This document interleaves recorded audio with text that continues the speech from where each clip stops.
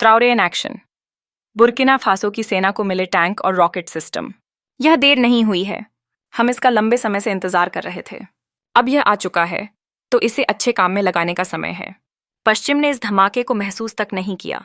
वह धमाका जो रणभूमि से नहीं, बल्कि ओआगाडुगु से हुआ था, जहां कप्तान इब्राहिम त्राओरे ने शांति से पश्चिमी सैन्य प्रभुत्व के मिथक को उड़ा दिया। जब पेरिस के विशेषज्ञ अब भी अफ्रीकी अस्थिरता पर बहस कर रहे थे, बुर्किना फासो अपने देश में चीनी बख्तरबंद राक्षसों और रॉकेट लॉन्चरों को उतार रहा था, न कि सहायता के रूप में, न दान के रूप में, बल्कि इस सबूत के रूप में कि अब अफ्रीका अपनी रक्षा किराए पर नहीं लेता। और अचानक सन्नाटा, न कोई प्रेस ब्रीफिंग, न बधाइयां, न सुर्खियां, क्योंकि कोई अपनी ही पकड़ के अंत की रिपोर्ट कैसे करे। आइए शुरू करते हैं। अक्टूबर के 10 तारीख 2025। यह तारीख आने वाले वर्षों तक पश्चिमी राजनयिकों को सताएगी। जब वैश्विक मीडिया इसे नजरअंदाज कर आगे बढ़ गया, बुर्किना फासो ने एक ऐसा बदलाव देखा जो किसी साधारण सैन्य घटना से कहीं बड़ा था। यह अफ्रीकी धरती पर शक्ति संतुलन का भूकंप था। राजधानी में कप्तान इब्राहिम त्राओरे ने एक ऐसे समारोह की अध्यक्षता की जो राजनीति से ज्यादा भविष्यवाणी जैसा महसूस हो रहा था। बुर्किनाबे सेना ने आधुनिक बख्तरबंद वाहनों, रॉकेट सिस्टमों और हवाई रक्षा इकाइयों का पूरा शस्त्रागार प्राप्त किया। न किराए पर लिया हुआ, न दान में, बल्कि अपना। यह सिर्फ एक हथियारों की खेप नहीं थी। यह वह पल था जब एक राष्ट्र ने ऐलान किया कि अब वह अपनी सुरक्षा उधार नहीं लेगा, न ही अपने अस्तित्व को आउटसोर्स करेगा। उस सुबह ओआगाडुगु से गुजरने वाला काफिला केवल मशीनें नहीं, बल्कि एक संदेश लेकर चला। एक ऐसा संदेश जिसने पेरिस से लेकर वॉशिंगटन तक हर दूतावास को हिला दिया। अफ्रीका अब अपनी रक्षा के लिए अनुमति नहीं मांगता, और यही कारण है कि आपने इसे पश्चिमी अखबारों की सुर्खियों में नहीं देखा। उन्हें मालूम था कि इसका क्या मतलब है। अफ्रीका की निर्भरता का भ्रम टूट गया था, और उन इंजनों की गड़गड़ाहट उनके फीके पड़ते असर की आवाज थी। वे वाहन सहेल की धूप में चमक रहे थे, बख्तरबंद दैत्य जो एंड्योरेंस के लिए बने थे, बहु लॉन्च रॉकेट सिस्टम जो सटीक वार के लिए तैयार थे, और टैक्टिकल यूनिटें जो रेगिस्तानी युद्ध के लिए बनाई गई थीं। लेकिन असली प्रदर्शन लोहे में नहीं, बल्कि उसके प्रतीक में था। हर बुर्किनाबे नागरिक ने वह देखा जो उनके दादा दादी ने कभी नहीं देखा था। एक अफ्रीकी सेना जो अपने लोगों द्वारा अपने देश में बिना किसी विदेशी निगरानी के प्रशिक्षित और संचालित थी। त्राओरे विदेशी सलाहकारों से घिरी लिमोजीन में नहीं पहुंचे। वे अपने सैनिकों के बीच नंगे हाथों, बिना किसी सुरक्षा घेरे के खड़े हुए। उन्होंने सैनिकों से एक राजनेता की तरह नहीं, बल्कि एक साथी सैनिक की तरह बात की। उनके शब्द छोटे थे, लेकिन दशकों का बोझ उनमें झलकता था। हम अपने की रक्षा करते हैं, और इसके लिए किसी पर निर्भर नहीं रहते। वह क्षण वह शांति भरा विस्फोट था जिसे दुनिया ने अनदेखा किया। ऐसा विस्फोट जो शोर नहीं करता, लेकिन इतिहास बदल देता है। क्योंकि आधुनिक पश्चिमी अफ्रीकी इतिहास में पहली बार एक देश जो आतंकवाद से घिरा था, बाहर से मदद नहीं मांग रहा था। वह अपने भीतर झांक रहा था, अपने बल पर लड़ने और जीतने की क्षमता बना रहा था। और विदेशी पर्यवेक्षक एक और सूक्ष्म पर बेहद अहम बात को चूक गए। यह सिर्फ हथियारों का हस्तांतरण नहीं था, बल्कि मानसिकता का परिवर्तन था। बुर्किना फासो अब पश्चिमी निगरानी से सुरक्षा के फॉर्मूले को नहीं मान रहा था। वह इससे कहीं अधिक खतरनाक चीज बना रहा था, संप्रभुता से सुरक्षा। अब असली सवाल यह है, एक भू आवेष्टित सीमित संसाधनों वाला देश जिसे विदेशी मीडिया लगातार बदनाम करता रहा, उसने वह कैसे हासिल किया जो दशकों की पश्चिमी साझेदारी नहीं कर सकी? कैसे वह कक्षा का छात्र बनकर नहीं, बल्कि पाठ को दोबारा लिखने वाला शिक्षक बन गया? यह सब रातों रात नहीं हुआ। अक्टूबर की वह घटना महीनों की तैयारी का परिणाम थी।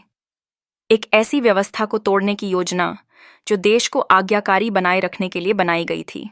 सालों तक बुर्किनाबे सेना पुराने ट्रकों, उधार के रेडियो और ऐसे संयुक्त अभियानों पर निर्भर रही जो किसी पश्चिमी अधिकारी के हस्ताक्षर के बिना शुरू नहीं हो सकते थे। मदद आती थी, पर अपमान में लिपटी हुई। जब बंदूकें जाम होती तो पुर्जे यूरोप से मंगवाने पड़ते थे। लॉजिस्टिक फेल होने पर राहत पाने से पहले अंग्रेजी या फ्रेंच में रिपोर्ट भेजनी पड़ती थी। यह कोई साझेदारी नहीं थी, यह एक जंजीर थी। त्राओरे ने वह जंजीर चुपचाप काटनी शुरू की। पहला निशाना था दान का भ्रम। हर दान की गई बंदूक के साथ छिपी हुई कीमत होती थी, नीति अनुपालन। उन्होंने इन दानों को स्वीकारना बंद कर दिया।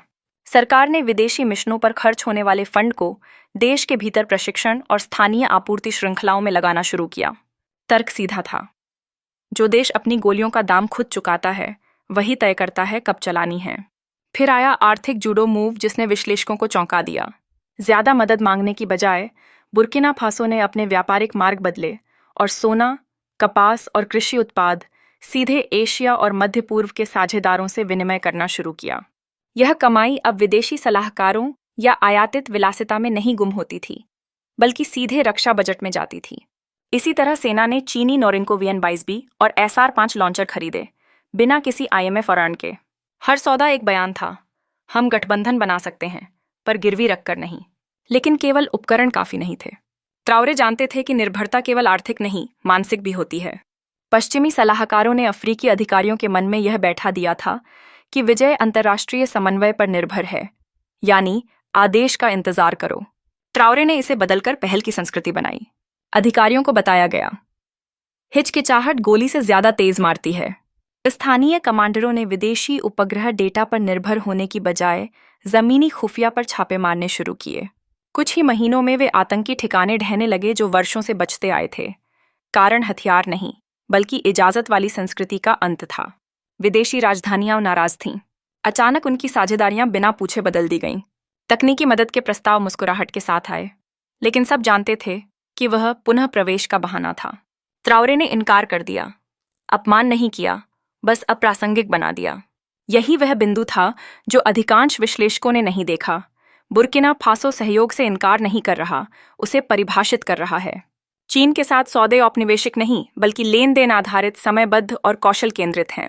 नया सैन्य उपकरण तकनीकी हस्तांतरण की शर्तों के साथ आया, यानी अब बुर्किनाबे तकनीशियन खुद रखरखाव और भविष्य में पुर्जों का निर्माण सीख रहे हैं। हर इंजन एक कक्षा बन गया, हर वर्कशॉप एक प्रशिक्षण केंद्र।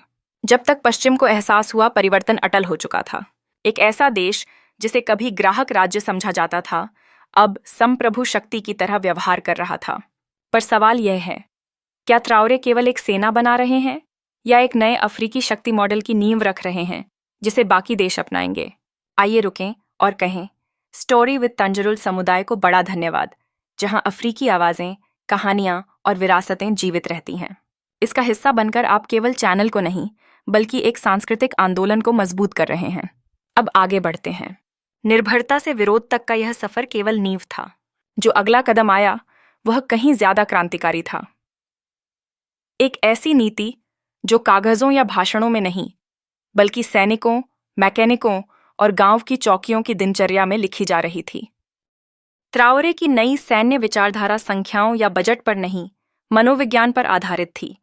इस पर कि अफ्रीकी सैनिक खुद को किस मकसद के लिए लड़ता मानता है और किसके नेतृत्व में। उन्होंने एक निर्मम सवाल पूछा, अगर हम उधार के हथियारों से अपने देश की रक्षा करते हुए मर जाएं, तो क्या हमने सच में उसकी रक्षा की? यह एक सवाल पूरी सैन्य संस्कृति को बदल गया। अधिकारी अब स्थानीय भाषाओं में प्रशिक्षण लेते हैं।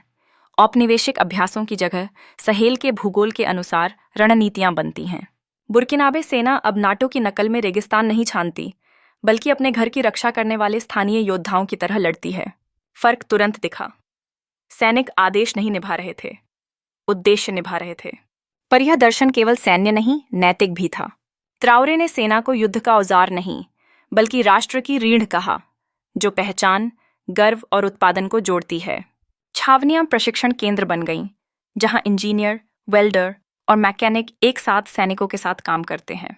सेना ने अपना भोजन खुद उगाना शुरू किया, अपने यूनिफॉर्म खुद सिलने शुरू किए, अपने वाहन खुद ठीक करने लगे। अब यह सेना किसी आपूर्ति पर निर्भर नहीं थी, यह आत्मनिर्भर बन चुकी थी। ट्राओरे के शब्दों में, जो सेना अपने ही हाथों से खाती है, वह किसी प्रतिबंध से नहीं डरती। यह अर्थव्यवस्था और रक्षा का एकीकरण शांत लेकिन क्रांतिकारी था। पहली बार अफ्रीकी संप्रभुता नारे से आगे बढ़कर मापी जा सकने वाली हकीकत बन गई। स्थानीय उत्पादन के टनों अनाज में, स्वयं संचालित मरम्मत के घंटों में और हर किलोमीटर की उस चौकसी में जहां कोई विदेशी मार्गदर्शन नहीं था। जिसे पश्चिम ने सैन्यकरण समझा, वह दरअसल नागरिक पुनर्गठन था। सैनिकों को स्थानीय उत्पादन श्रृंखलाओं में जोड़कर ट्राओरे ने यह सुनिश्चित किया कि हर हथियार न केवल देश की रक्षा करे, बल्कि उसकी अर्थव्यवस्था की भी।